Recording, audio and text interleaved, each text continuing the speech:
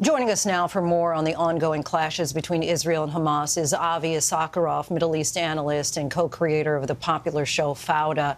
Avi, thank you so much for joining us. First off, I want to talk about Idan Amedi. We know that he joined in the fighting, got injured in the combat. He's a wildly popular actor as well as musician. Can you give us the latest on his condition? So his situation had improved, and he's talking, he's sitting already. I talked to him today, and we continue to pray that he's going to be okay. Recently, the IDF announced they would be pulling back on their operations. Given the increased tensions in the region, like with the Houthis, do you think that that's a wise decision? I guess that it's a kind of a change in tactics following some pressure from the U.S. administration, meaning they pull out some of the troops, especially in the northern part of the Gaza Strip, following the success or the partial success of the military operation over there. And they're still focusing on some areas in the Gaza Strip, like Khan Yunis, or the central area of the Gaza Strip, which are the refugee camps of Al-Burej, Nuseirat, and others. I believe that this is the right move right now, to focus more on intelligence, on some very limited operations, but not on a large-scale operations like we witnessed in the first few months of this operation. Do you think there's any chance Hamas will release the rest of the hostages?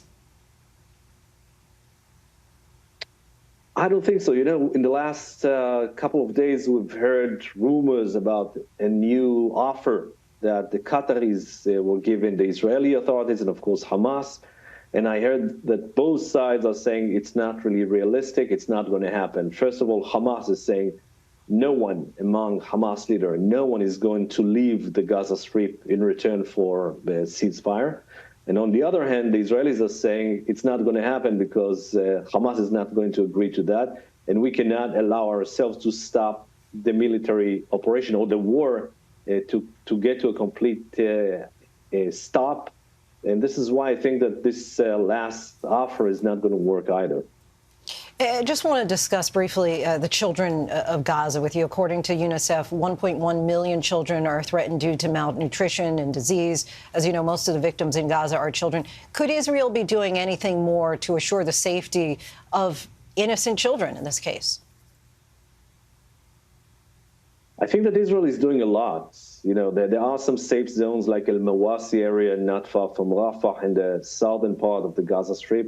And Israel is allowing humanitarian support to get into Gaza, like flour, like water, of course, like some electricity, fuel. Israel is doing quite a lot in order to support the population that is under the control of a terrorist organization that declared war on Israel. You know, we heard time and time again from the very beginning that Netanyahu said that this war would not be over until Hamas is defeated.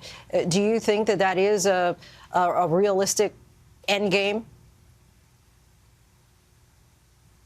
You know, it's quite, first of all, it's a great question because I don't think that there's a clear answer to that. I mean, how can you define the defeat of Hamas? We need to bring down Hamas's regime. There's no doubt about that. And we need to weaken Hamas's military infrastructure in Gaza, to weaken it as much as possible. But at the end of the day, if there will be a real offer, a real good offer for a truce or a ceasefire in which we will get all the hostages, and in return, Hamas will leave the Gaza Strip. So this is something that the Israeli government should consider. I'm sure that Hamas, of course, will say no, but if the military pressure will continue, so they might consider that. Avi Issacharoff, Middle East analyst and co-creator of the popular show Fauda, we thank you so much for talking with us. Really appreciate your time. Thank you, Lindsay. Thank you.